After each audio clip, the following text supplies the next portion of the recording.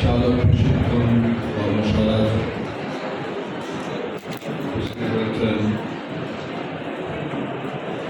জনাব মোহাম্মদ বেলাল হিসাবে সিনিয়র জেলা দায়রা জজ ময়মনসিংহ থেকে আজকে এই জায়গায় এসে ধন্যবাদ। যারা যারা যুক্ত আছেন কাজ করছেন,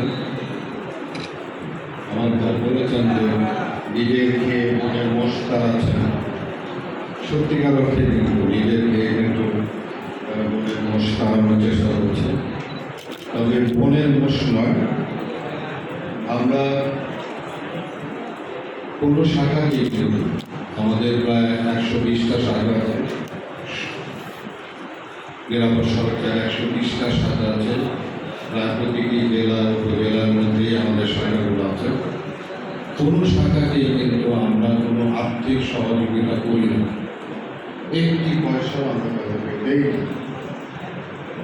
কিন্তু তারা আমাকে ভালোবাসে এবং আমি তাদেরকে বলি যদি আমাকে ভালোবাসতে হয় তাহলে এই দেশকে ভালোবাসতে হবে, এদেশের মানুষকে ভালোবাসতে হবে। যদি সেটা করতে পারেন তাহলে আপনারা আমাকে ভালোবাসতে পারেন, তাহলে আমি মনে করবো যে আপনারা আমাকে ভালোবাসেন। কারণ আমি যে কাজটি করছি সেটি দেশের জন্যে, এদেশের মানুষের জন্যে। কারণ যে কষ্ট আমি আমার সন্তান পেয়েছে আপনজনকে হারিয়ে, সেই কষ্ট যেন এদেশের আর কোনকে বোঝানোর চেষ্টা করছি। সড়ক দুর্ঘটনা থেকে কীভাবে মুক্তি পাওয়া যায় তার চেষ্টা করছি। জানি না সৃষ্টিকর্তা আমাদের যে কতটুকু কাজ করিয়েছেন সেটা তিনি জানেন, ভালো জানেন। তো আমরা চেষ্টা করছি এই জন্য যে আমাদের রাসূলুল্লাহ সাল্লামকেও আল্লাহ তাআলা বলেছেন, কে হেদায়েত হলো সমান নয়। তোমার কাজ দুনিয়া সম্পর্কে, পাপ সম্পর্কে, নেকি সম্পর্কে তুমি মানুষকে সচেতন করবে। এই সচেতনতার দায়িত্ব তোমার, বলার দায়িত্ব তোমার, হেদায়েতের দায়িত্ব হলো যারা সৃষ্টিকর্তা নিজে বলেছেন আমার। আমরাও মনে করি আমরা কাজ করে যাচ্ছি, কে শুনছে কে শুনছে না সেটার দিকে আমরা তাকাচ্ছি না। তবে নিশ্চয়ই শুনছে, সকলে না শুনলেও কিছু কিছু মানুষ শুনছে, কিছু কিছু মানুষের উপকার হচ্ছে। তবে যদি সকলেই শুনে সকলেরই উপকার হবে। আমি আজকে এখানে বক্তব্য দেব না, বক্তৃতা দেব না, আমি আপনাদের সঙ্গে কথা বলব। আমি আপনাদেরকে কিছু জিজ্ঞাসা করলে আপনারা বলবেন কিংবা হাত ধরে আমাকে দেখাবেন। আপনারা কে কে চান যে আপনাদের সড়ক দুর্ঘটনা ঘটুক? হাত ধরে। সড়ক দুর্ঘটনা ঘটুক আপনারা চান? কে কে চান সড়ক দুর্ঘটনা ঘটুক? হাত ধরে। কে কে চান? কে কে চান সড়ক দুর্ঘটনায় আপনি মারা যান? কে কে চান? হাত তুলে। ঠিক আছে, মারা যায় না। কে কে চান সড়ক দুর্ঘটনায় পঙ্গু হতে চান, হাত পা ভেঙে ঘরে বসে থাকতে চান? হাত তুলেন। কে কে চান? বা কেউই চায় না। কেউ মরতে চায় না, কেউ দুর্ঘটনা ঘটুক এটা চায় না, কেউ পঙ্গু হোক এটাও চায় না। কে কে চান যে আমার দ্বারা অন্যজন পঙ্গু হোক কিংবা মারা যাক, আমি দুর্ঘটনা ঘটাবো? এটা কে কে চান? সেটাও চান না। আচ্ছা, আজকে এখানে যে সমস্ত চালক ভাইরা এসেছেন তাদের মধ্যে থেকে ইজি বাইক কারা কারা চালানো একটু হাত তুলুন। ইজি বাইক কারা কারা চালান? একজন, দুইজন। আচ্ছা, বাস কে কে চালান? বাস একজন। আচ্ছা, ট্রাক কে কে চালান? একজন। তাহলে বাকিরা কি চালান? সিএনজি। আমি তো জিজ্ঞাসা করেছি যে ইজি বাইক, সিএনজি কারা কারা চালান? Maximum CNG. মোটরসাইকেল কারা কারা চালান? মোটরসাইকেল চালান। শ্বশুর বাড়ি থেকে মোটরসাইকেল কে কে পেয়েছেন? রাজনৈতিক নেতা থেকে কে কে পেয়েছেন? আপনাদের বড় নেতা তার কাজ করার জন্য মোটরসাইকেল দিয়েছে, কে কে পেয়েছেন? পাইছেন কেউ? নাই। তাহলে এখানকার নেতা ভালো দেয় না, অবশ্য দেয় না, এটা আপনাদের কাছে অবশ্য খারাপ দিল কেন? এখন ঘটনা হলো, আমি কেন জিজ্ঞাসা করলাম যে মোটরসাইকেল রাজনৈতিক নেতা কে দিয়েছে, শ্বশুর বাড়ি থেকে কে দিয়েছে, সেটা জিজ্ঞাসা করলাম এর জন্য। তার নিজের পয়সা থেকে কে কিনেছে মোটরসাইকেল? নিজের মানে বাবার পয়সা থেকে কে কিনেছে? বাবারটাও না, নিজেরটা দিয়ে। বাবার পয়সা থেকে কে কিনেছে? হ্যাঁ, আর তো না। আচ্ছা, তোমার বাবা মোটরসাইকেল দেওয়ার সময় তোমাকে কি জিজ্ঞাসা করেছিল যে তোমার লাইসেন্স আছে? এটা জিজ্ঞাসা করেছিল? জিজ্ঞাসা করে নাই, কারণ তোমাকে এতই ভালোবাসে, তুমি যাওয়ার সঙ্গে সঙ্গে তোমাকে দিয়ে গেছে। আমাদের প্রবলেমটা হলো এখানে, আমি বলবো না যে না দিবে, আমি বলবো যে শ্বশুরও দেব, বাবাও দেব, রাজনীতিবিদও দেব, কারণ দিলে আমাদের ছেলেমেয়েরা পাবে, আমি চাই। কিন্তু তাদের দায়িত্ব হলো দেওয়ার আগে যে তোমার লাইসেন্সটা আমাকে আগে দেখাও, অরিজিনাল লাইসেন্সটা দেখাও, তারপরে আমি দেব। যদি এই কাজটি হতো তাহলে কিন্তু যে ছেলেকে মোটরসাইকেল নিয়ে রাস্তায় নেমে মারা যায়, তাহলে কিন্তু সে মারা যেত।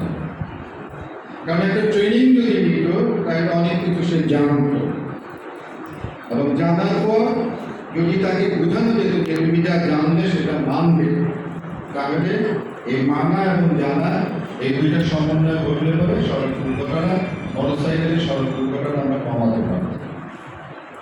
আপনারা বলেছেন যে এরকম আপনারা কেউ সড়ক দুর্ঘটনা মারা যেতে চান না, পঙ্গু হতে চান না, কেউ সড়ক দুর্ঘটনা অন্যকে মারতেও চান না। এই যে চান না, এটা এমনি এমনি হবে? এটা কি এমনি এমনি হবে যে আমি চাই না কিন্তু আমার সড়ক দুর্ঘটনা ঘটবে না, আমি সড়কে মারা দেবো না, আমি পঙ্গু হব না? এটা এমনি এমনি হবে? কোনো জিনিস চাইতে হলে তাকে কিছু না কিছু কাজ করতে হয়, তাকে কিছু না কিছু জানতে হয়, এবং তাকে সে জানাটাকে মানতে হয়। যদি এই কাজগুলো না করে তাহলে আপনি যতই চান না কেন আপনি সড়কে মারা যাবেন, আপনার সড়ক দুর্ঘটনা ঘটবে, আপনি পঙ্গুত্ব বরণ করবেন, আপনার দ্বারা অন্য লোক মারা যাবে। আপনি একজন চালক, আপনি সড়কে চলার জন্য যে নিয়মগুলো আছে, আজকে যেগুলো এখানে দেখানো হলো, আপনাদের বোঝানো হলো, সেগুলো কি আপনারা আগে সবাই জানতেন? জানতেন। তো না জেনেও এই কাজগুলো করেছেন, অথচ চাচ্ছেন যে আপনার দ্বারা যেন কোনো দুর্ঘটনা না হয়। তাহলে আমাদের একটা গ্যাপ আছে, আমরা সড়ক ব্যবহারের ক্ষেত্রে আমাদের গ্যাপ আছে। সেটা চালক হোক, পথচারী হোক, যাত্রী হোক, কিংবা আমরা যারা সড়কে গাড়ি দিয়ে ব্যবসা করছি, তাদের সকলে আমাদের না জানার কিছু বিষয়, সেই না জানার বিষয় যতক্ষণ পর্যন্ত আমরা আমাদের মধ্যে থাকবে, ততক্ষণ পর্যন্ত আমি চাই বা না চাই তাদের কিছু যায় আসে না। কে যারা নিয়ম জানে না, সড়কে যারা নিয়ম মানে না, আমার ভাই বলছিলেন যে সড়ক দুর্ঘটনা কাউকেই ছাড় দেয় না। উনি বলেছিলেন যে সড়ক দুর্ঘটনা কাউকে ছেলে হোক, মেয়ে হোক, বাচ্চা হোক, বয়স্ক হোক, মাঝারি বয়স্ক হোক, কাউকে ছাড় দেয় না। কেন ছাড় দেয় না? কারণ আপনিও যখন নিয়ম মানেন না, যে বয়সেই আপনি হন না, আপনি যদি নিয়ম না মানেন, আপনি যদি আইন কানুন না জানেন, নিয়ম বিধি না জেনে আপনি যে বয়সে হোক না কেন, আপনি যে চাকরি করেন না কেন, আপনি রিয়াজদান্তনি হন না কেন, যাই হোক না কেন, আপনাকে ছাড় দেবে না। এটা নিয়ম। আপনি নিয়ম মানলে সড়কও আপনাকে কিন্তু ছাড় দেবে। আর আপনি যদি নিয়ম না মানেন, আপনাকে কেউ ছাড় দেবে না। আপনার বয়স হয়েছে, না না উনি মুরব্বী মানুষ, ছেড়ে দেবে, ছাড়বে?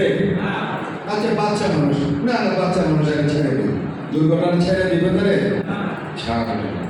তার মানে প্রত্যেককেই জানতে হবে, প্রত্যেকেই সড়কে চলার জন্য, সেটা গাড়িতে হোক, পায়ে হেঁটে হোক, যেভাবে হোক, সড়কে চলার কিছু নিয়ম আছে, কিছু আইন কানুন আছে।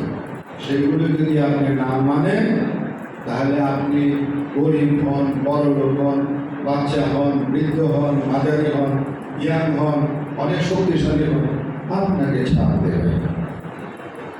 তাহলে আমরা এই যে চেয়েছি যে আমরা যেন কেউ সড়কে না মরি, পঙ্গুত্ব না হয়, তার জন্য আমাদের এই সংগঠনে যে ভৈরবকে কাজটি করছে, আপনাদের প্রতি সময় আমি কিন্তু এর আগেও কিন্তু চালকদের ট্রেনিংয়ে একটা কাজ এসেছে, ভৈরব এসেছে, এবং আমরা কিন্তু আসলে সত্যি কথা এক পয়সাও কিন্তু তাদের দেয় না, বরঞ্চ তাদের কাছ থেকে আমরা নেই।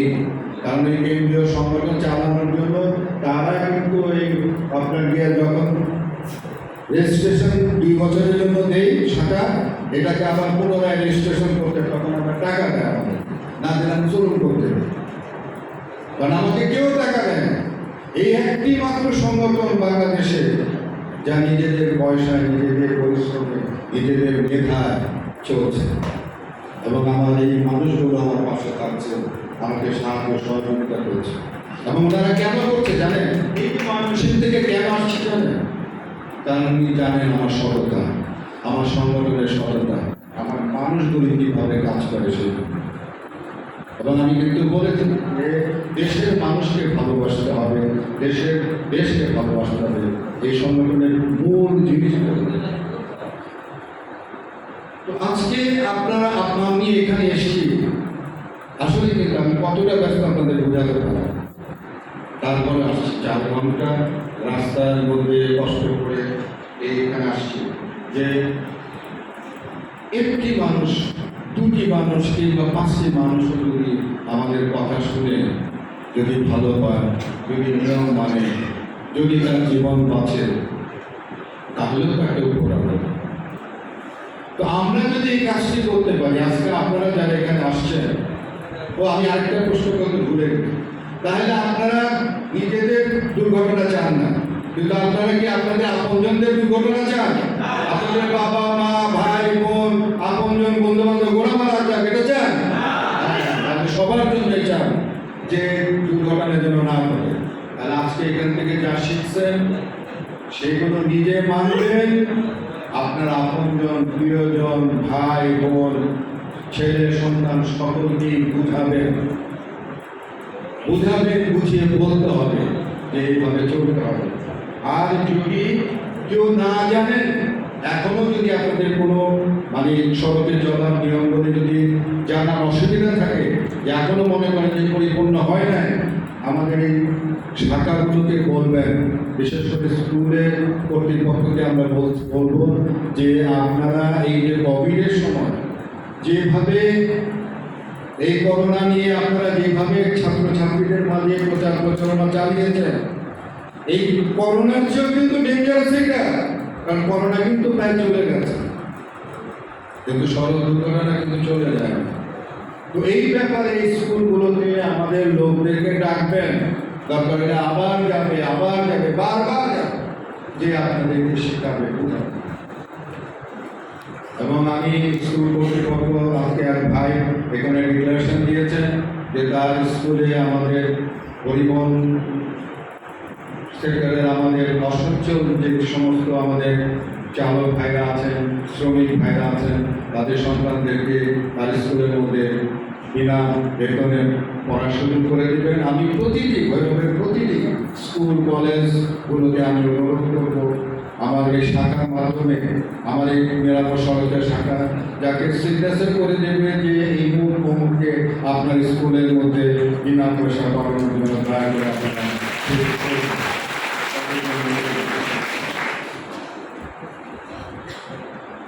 আপনারা আমরা মানুষ আমাদের চোখ যেটা দিচ্ছে আল্লাহ তাআলা এটা আমাদের সামনে দিচ্ছে, আমরা অন্যকে দেখি কিন্তু নিজেকে দেখি না। নিজেকে দেখা যায় না, এই চোখ দিয়ে নিজেকে দেখা যায় কখন? যখন আয়নার সামনে দাঁড়ানো যায় তখন। কিন্তু আয়নার সামনে যখন আমরা দাঁড়াই তখন তো আমরা দাঁড়ায় আমরা তখন কিন্তু কোনো অন্যায় করি না। তার মানে আমরা দেখি যখন তখন নিজের ভালো দেখি। আবার চেহারাটাও প্রত্যেকের আয়নার সামনে কিন্তু প্রত্যেককেই কিন্তু খুব সুন্দর দেখা। একটু চুলটাও ঠিক করে যে এটা এইরকম বললেও তার খুব ভালো লাগে। তো তার মানে নিজেকে যখন দেখে তখন তার দোষ ত্রুটি দেখে না, কিন্তু এই চোখ সারাক্ষণ মানুষের দোষ ত্রুটি দেখে। এই জন্য এর দোষ খালি ওর কথা বলে, ও খারাপ, ওর জন্য দুর্ঘটনা ঘটে, ওর জন্য অমুক হয়, ওর জন্য তমুক হয়, এই হয় সেই হয়, নিজের কথা কোনোদিন বলে না। নিজের যে দোষ আছে সেটা আজ পর্যন্ত কেউ বলে না যায় হ্যাঁ ভাই দুর্ঘটনার জন্য আমিও দায়ী, কারণ নিজেকে দেখে না। আজকে আপনাদেরকে প্রতিজ্ঞা করার জন্য আমি বলবো যে আপনারা প্রতিজ্ঞা করবেন, আপনারা সকালে ঘুম থেকে যখন উঠবেন, উঠার পর সৃষ্টিকর্তার নাম নেবেন, আলহামদুলিল্লাহ বলবেন কিংবা কৃতজ্ঞতা প্রকাশ করবেন। তার কারণ হলো প্রত্যেকটা ঘুমই হলো মৃত্যু, প্রতিটি ঘুমই হলো মৃত্যু। আল্লাহ তাআলা কোরআনে যে কথা বলেছে, তো সেই ঘুম থেকে যখন জাগবেন জেগে প্রথমে আলহামদুলিল্লাহ বলবেন, কারণ আপনি বেঁচে গেছেন, আপনি জীবিত হয়েছেন। এই জীবিত হওয়ার পর আলহামদুলিল্লাহ বলার পর আবার চোখ বন্ধ করবেন। চোখ বন্ধ করলে পরে আপনি আপনার নিজেকে দেখতে পাবেন। নিজেকে আপনি এর জন্য দেখবেন যে আমি এখন বাইরে যাচ্ছি, কাজে যাচ্ছি, হয়তো আমি স্কুলে যাচ্ছি, হয়তো আমি অফিসে যাচ্ছি, হয়তো আমি গাড়ি চালাতে যাচ্ছি। 2-3 মিনিট একটু ভাববেন চোখ বন্ধ করে, যে আপনি নিজের নাম নিজে বলবেন। যেমন আমার নামই বলি, তুই এখন বাইরে যাবেন, বাইরে যাওয়ার সময় তুই কি কি কাজ করস, যে কাজের জন্য তুই সড়কে দুর্ঘটনা করতে পারো, কিংবা অন্যের জন্য অসুবিধা হতে পারে, কিংবা অন্য দুর্ঘটনা ঘটতে পারে, এইরকম কি কাজগুলি করবেন। দেখবেন আপনি নিজে কিন্তু বাইর করতে পারেন। এই বাইর করার পর ওই মনে মনে প্রতিজ্ঞা করবেন এবং সৃষ্টিকর্তাকে বলবেন যে আমি এই খারাপ কাজগুলো যেটার জন্য আমার দুর্ঘটনা হতে পারে আর অন্যের দুর্ঘটনার কারণ হতে পারে, এইটার জন্য আমি না করি, আমি নিজেকে সংশোধন করতে চাই, তুমি আমাকে সাহায্য করো। এটা করা যাবে? আমি খুব কঠিন কথা দিচ্ছি, কঠিন পরীক্ষা দিচ্ছি আপনাদের, প্রত্যেকে পারবেন করতে? তাহলে আপনারা আমাকে কথা দিচ্ছেন যে আগামীকালকে সকালে ঘুম থেকে উঠে প্রথমে সৃষ্টিকর্তাকে, যে যার ধর্মেই থাকেন না কেন, সৃষ্টিকর্তাকে ধন্যবাদ দেবেন, কারণ আপনি বেঁচে গেছেন। তারপরে আপনি কাজের জন্য বেরোবেন, রাস্তায় বেরোবেন, রাস্তায় নিজের জন্য কি অসুবিধা সৃষ্টি করছেন, অন্যের জন্য কি অসুবিধা সৃষ্টি করছেন, সেটা নিজে বাইর করবেন। আমি আপনার দোষ ধরবো না, আপনার নিজের দোষ নিজে ধরবেন। নিজের দোষ নিজে ধরে যে দোষগুলো আছে সেই দোষগুলো দূর করা যাবে যদি করা যায়। এবং এই যে এই পদ্ধতিটা সকল লোকের মাঝে, সন্তানদের মাঝে, সকলের মাঝে ছড়িয়ে ইনশাআল্লাহ আমি বিশ্বাস করি সড়ক দুর্ঘটনা আমরা দূর করতে পারবো, সড়কের শৃঙ্খলা আমরা ফিরিয়ে আনতে পারবো। আমরা আমাদের এই দেশ এবং যোদ্ধারা জীবন দিয়ে আমাদের এই দেশকে স্বাধীন করে দিয়ে গেছে, আমাদের জন্য দিয়ে গেছে। আমাদের তো এখন যুদ্ধ করার দরকার নেই, আমাদের বেঁচে থাকার জন্য, আমাদের পঙ্গলদের হাত থেকে বেঁচে থাকার জন্য, মৃত্যুর হাত থেকে বেঁচে থাকার জন্য একটা সভ্য জাতি হিসাবে বিশ্বের দরবারে মাথা ছুঁয়ে দাঁড়ানোর জন্য, আমাদের আগামী প্রজন্মদের জন্য একটা সুন্দর দেশ গড়ে রেখে দেওয়ার জন্য আমরা এই কাজটি যদি করি, ইনশাআল্লাহ সৃষ্টিকর্তা আমাদের সহায়। আপনারা সকলে ভালো থাকুন এবং আপনারা দুর্ঘটনার মধ্যে থাকেন এবং দেশকে ভালোবাসবেন, দেশের মানুষকে ভালোবাসবেন। ধন্যবাদ।